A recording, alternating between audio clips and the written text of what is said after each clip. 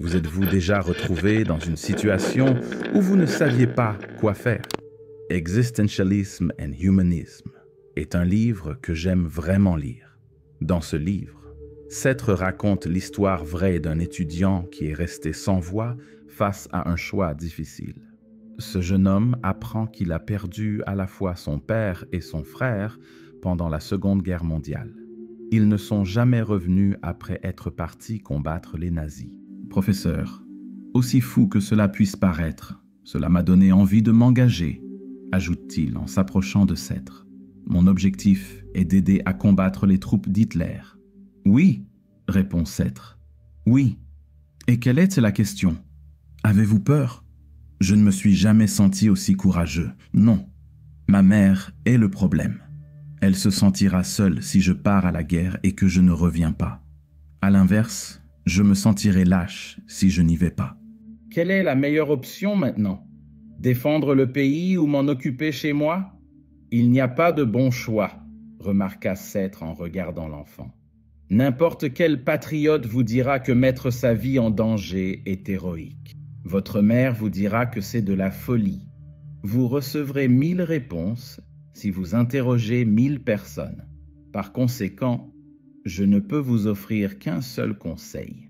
Prenez une décision et acceptez-la, car vous ne découvrirez pas un signe de ce qui doit être fait dans le monde extérieur, mais plutôt en vous-même.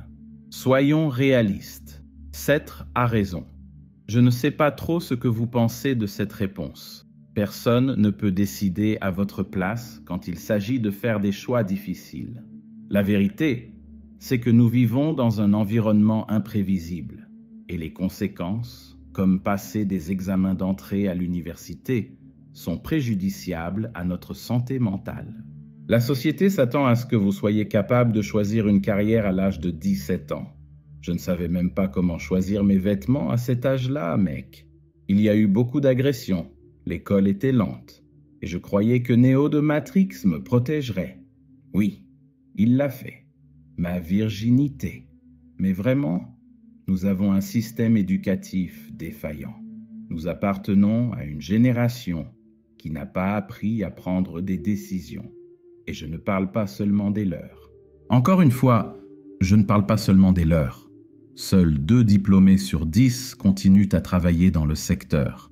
Et la majorité d'entre eux se rendent compte qu'ils ne veulent pas y travailler. Ou, pire, sont incapables de trouver un emploi. Cela soulève la question de savoir comment nous prenons des décisions judicieuses. Ce n'est un secret pour personne que notre système est injuste et malhonnête, mais existe-t-il un moyen de mieux gérer ce chaos?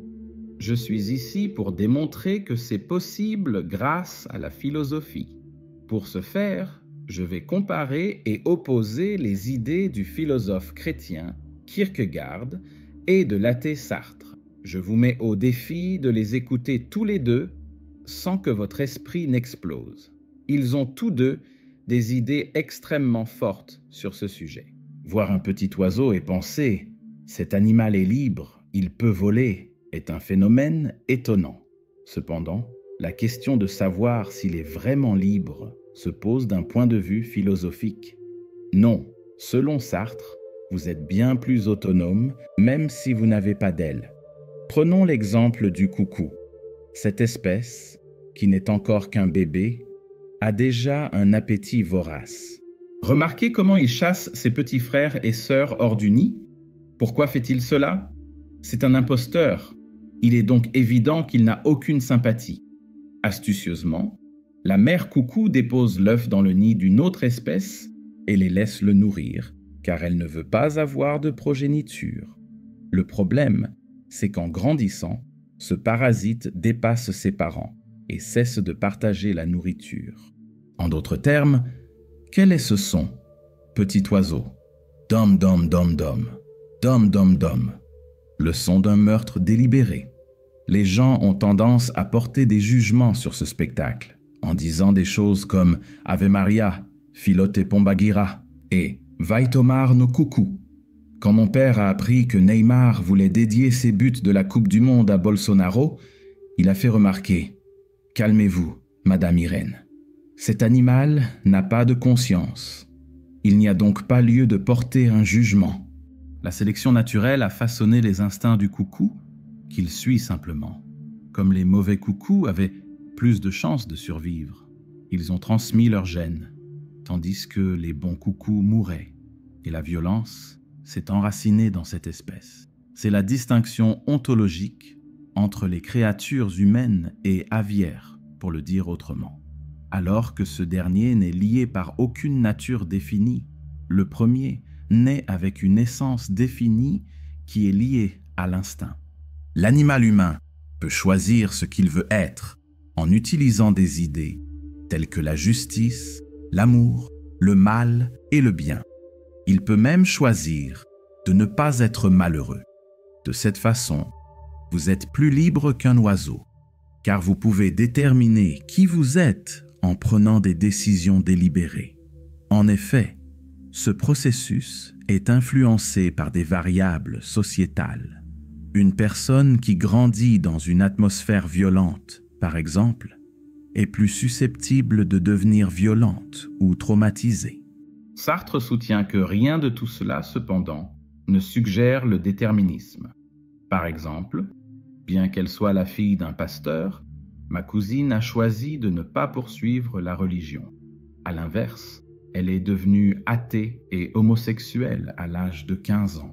Je me souviens lui avoir demandé à Noël, « Maman, pourquoi Ève n'a-t-elle pas de cheveux ?» Je ne savais pas. J'étais enfant. Puis elle a ajouté, « Eh bien, mon fils, nous devons accepter la décision de ta cousine. » Elle a décidé de brûler en enfer. Notre dilemme avec la nouvelle lumière est déjà évident ici. Pourquoi est-il difficile de choisir? Parce que chaque choix que vous faites définit qui vous êtes. Et d'un point de vue existentiel, c'est une énorme responsabilité.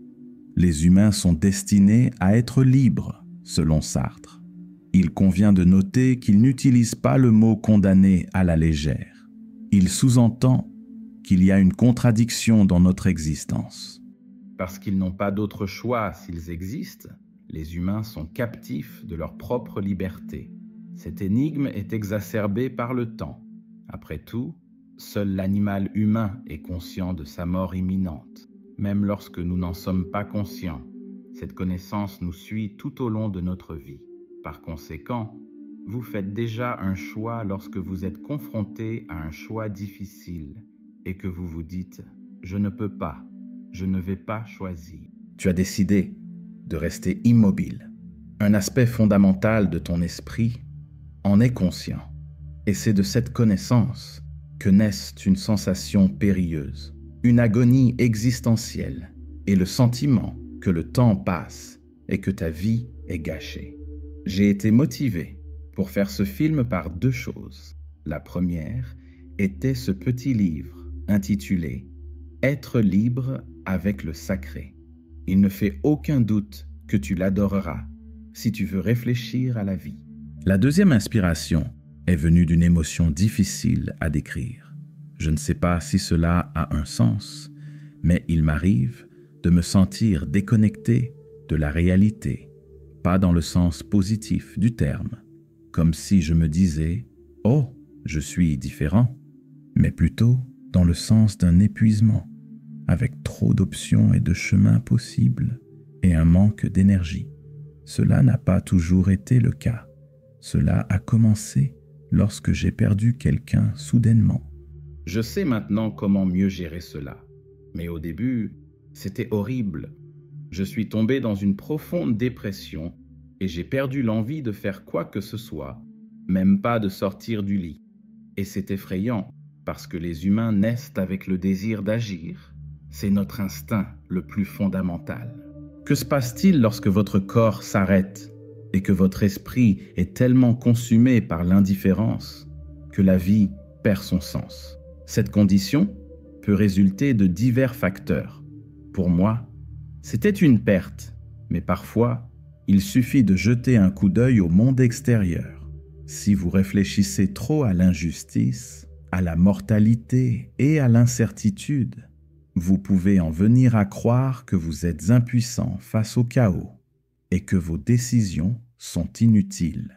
Je sais maintenant que c'est faux. Les décisions ont de l'importance, même les plus petites, comme manger sainement, se brosser les cheveux et éviter les personnes toxiques.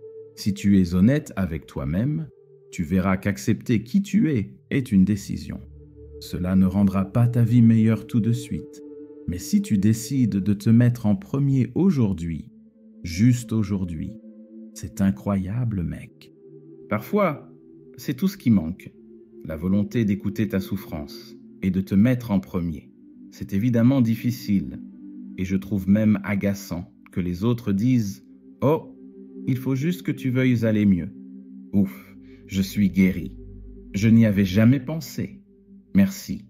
Ce n'est pas ce que je préconise. C'est plutôt l'idée que prendre des décisions peut être difficile, même lorsque la meilleure option est claire, qui m'a motivé à créer ce film. Cependant, je peux attester du fait que la philosophie peut aider à mettre fin à ce cycle, et je vais maintenant tenter de l'illustrer. Le philosophe chrétien Kierkegaard est tombé amoureux d'une jeune femme brillante nommée Régine. Avant que Kierkegaard ne prenne la décision de mettre fin à leur relation, ils étaient sortis ensemble, s'étaient fiancés et étaient prêts à se marier. La jeune fille fut bouleversée lorsqu'il partit brusquement. Dans une lettre qu'il envoya des années plus tard, il expliqua qu'il l'avait fait parce qu'il se sentait inadéquat. Après y avoir trop réfléchi, Kierkegaard parvint à se persuader que sa charmante fiancée méritait un meilleur partenaire. Finalement, Régine épousa quelqu'un d'autre. Rongé par les remords et le désespoir, Kiki ne retrouva plus jamais l'amour. Il passa le reste de sa vie à chercher une solution. Pourquoi prenons-nous de mauvaises décisions? Il en tira un roman dur et provocateur. Vous regretterez votre décision si vous choisissez ceci ou cela, écrit-il.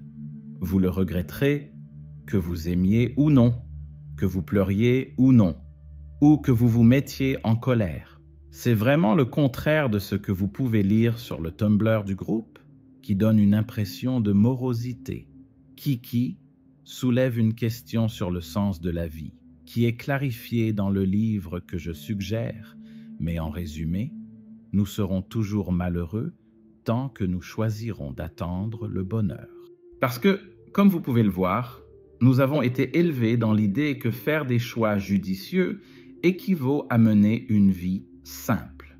Notre culture matérialiste soutient cette rhétorique. Choisissez la meilleure carrière, la meilleure université ou la meilleure relation, et vous serez satisfait. Bien sûr, la vérité est beaucoup plus nuancée. Chaque excellente décision s'accompagne d'un certain niveau de douleur. Même les meilleures relations, les meilleures universités, les meilleurs emplois et un patron qui n'arrête pas de parler de votre nouvelle passion auront des arguments. Patricio, tu as gaspillé 7000 $ pour un drone qui ne décolle pas pendant 3 minutes. En d'autres termes, lorsque nous choisissons de rechercher le bonheur, il est plus facile de se fâcher contre les aléas de la vie. Mon partenaire en profite gratuitement pratiquement tous les jours, 2 fois par semaine. Il y a là matière à remords. Kiki dit que la solution est de rechercher le sens et d'oublier le bonheur. Examinons un exemple concret. Faustino rencontre 2 bars à nourriture sur Hungry Square. Bum Bum Fries ne propose pas de snack, mais leur pomme de terre est incroyable. Dolphin a le meilleur hamburger de la ville, mais le leur est médiocre. Faustino est indécis et choisit celui avec la file d'attente la plus courte, même si les 2 sont en promotion et qu'il n'a que 10 pilastres. Mais il entend un bourdonnement juste au moment où il s'apprête à croquer dans son déjeuner. Ces frites sont les meilleures que j'ai jamais mangées, maman. Quand tu les commandes sur le cul, je les adore. Je suis d'accord, elles sont bien dorées. Je me souviens de la nuit où grand-mère m'a montré ce qu'était une douche dorée quand je lui ai fait ma demande. Même si son cheeseburger est délicieux, Faustino remarque que les frites sont tristes et ratatinées. et qu'elles sont plus abîmées que les réseaux sociaux du monarque. La question de savoir si j'ai fait le bon choix se pose soudain. Étant donné que c'était une décision inutile, il est facile de le croire. Voyons si nous pouvons faire autrement. Faustino a reçu la nouvelle alors qu'il faisait la queue. Le propriétaire de Dolphin fait l'objet d'une enquête pour avoir prétendument financé des organisations antisémites. Le milliardaire a réfuté l'accusation à la télévision, affirmant qu'il était occupé à créer sa nouvelle mascotte, Adolfinho, et a demandé aux gens de cesser de le harceler. Faustino perd soudainement l'appétit et décide qu'il ne donnera pas son argent à cet imbécile. Qu'est-ce que tu sais? Aujourd'hui, je vais avec mes fesses. Est-ce que cela garantit qu'il n'aura pas de doute? Non. En effet, une voix dit « Nessa Mama, c'est le meilleur push-up que j'ai jamais mangé » dès qu'il s'assoit. Waouh, un accent pop à la Charlie Chaplin et même un toast.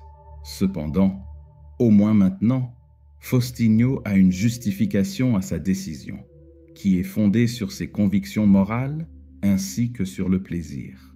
Parce qu'elle incarne les principes de Faustino, le choix a gagné en importance. Prendre des décisions basées sur le bonheur a l'inconvénient de toujours être perdant.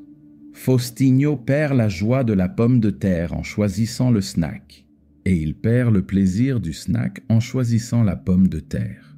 Comparer les possibilités est un défi, car chacune offre un plaisir unique, et cela est vrai pour chaque choix.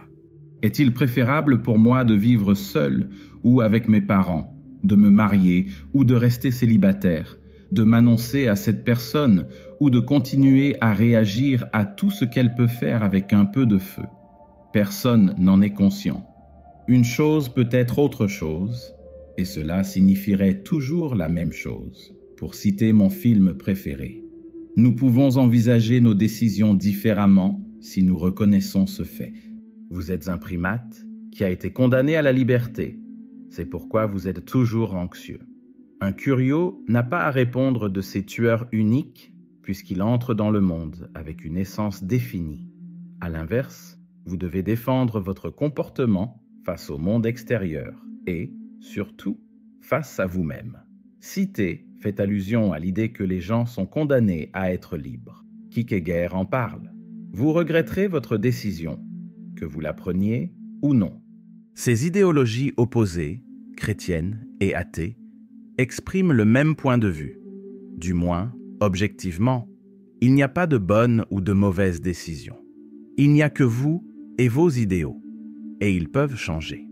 En d'autres termes, lorsque nous sommes incertains, nous devons mettre de côté ce qui semble être la meilleure ou la plus simple des options et nous concentrer sur ce qui a du sens à l'instant présent. Pour ce faire, vous devez vous comprendre vous-même, car ce qui a du sens pour une personne peut ne pas en avoir pour une autre. Jetez l'introverti dans le club et voyez si vous avez des doutes. Quelle méthode de découverte de soi est la plus simple? Il est important de choisir, car on apprend lorsqu'on fait le bon choix et 2 fois plus lorsqu'on fait le mauvais. La croyance erronée selon laquelle nous serions détruits si nous prenions une mauvaise décision est la source de notre immobilité. C'est faux, à moins d'être Tite et de décider de lancer une attaque à 4 minutes de la fin, offrant la victoire à une nation si petite que l'un de ses citoyens doit fuir vers la mer quand l'autre le fait. Cela pourrait être le cas, mais de manière générale, il est possible d'expérimenter. Notamment parce que même les choix les plus mûrement réfléchis sont néanmoins influencés par des circonstances incontrôlables, d'où la pression pour toujours choisir la meilleure option, qui est non seulement injuste, mais aussi trompeuse. La vie échappe à tout contrôle.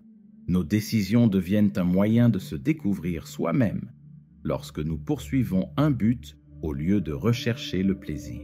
Si quelque chose tourne mal, j'apprends, je révise mes principes et je prends une autre décision en fonction de ce qui a du sens pour moi à ce moment-là. L'option la plus facile est alors utilisée pour commencer le processus de prise de décision difficile. Assumer la responsabilité de notre existence. Être plus indulgent envers soi-même en fait partie. Après tout, il n'est pas nécessaire d'ajouter la culpabilité à une phrase qui nous condamne déjà à la liberté. Nous sommes ici pour apprendre. Personne n'est parfait.